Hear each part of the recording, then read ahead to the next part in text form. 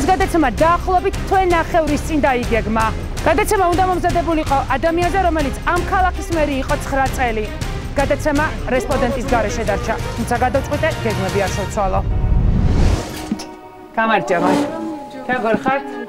არა, თქვენ თუ გინდათ არ გადაგიღებთ, მანდ და სახლის ფოტოებს ეხლა რას ვეთყოდი? მოგიწევს პეტლიჩკის გაკეთება.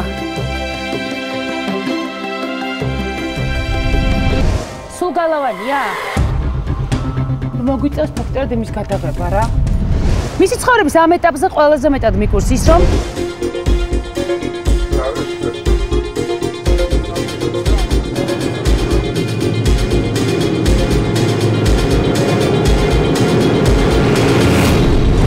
იგი უგულავად ჩემს შეკითხვებს ამ შენობიდან უპასუხებს.